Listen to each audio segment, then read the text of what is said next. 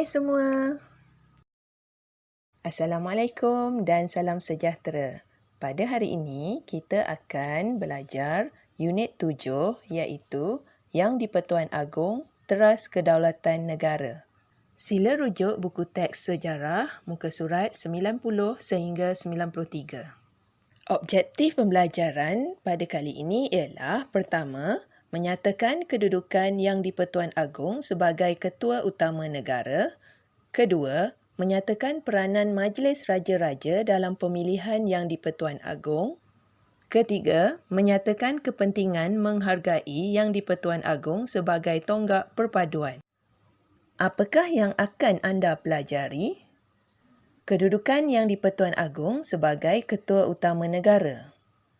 Dan asas kemahiran pemikiran sejarah ialah memahami kedudukan Yang di-Pertuan Agong sebagai Ketua Utama Negara. Semua dah sedia? Jom kita mulakan. Institusi Yang di-Pertuan Agong penting dalam pentadbiran negara kita. Ke bawah duli Yang Maha Mulia Seri Paduka Baginda Yang di-Pertuan Agong ke-16 Al-Sultan Abdullah Riayatuddin Al-Mustafa Billah Shah Ibni Almarhum Sultan Haji Ahmad Shah Al-Musta'in Billah.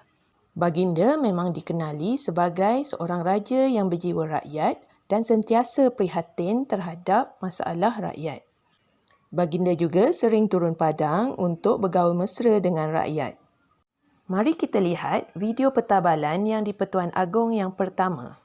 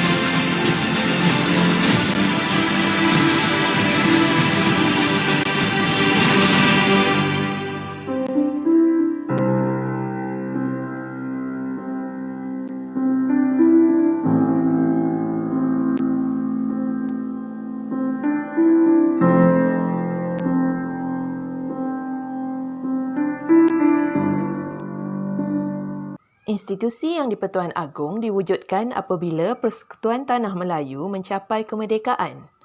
Penubuhan institusi Yang di-Pertuan Agong dibuat semasa Perlembagaan Persekutuan dirangka. Dalam Perlembagaan Persekutuan, Yang di-Pertuan Agong dinyatakan sebagai Ketua Utama Negara.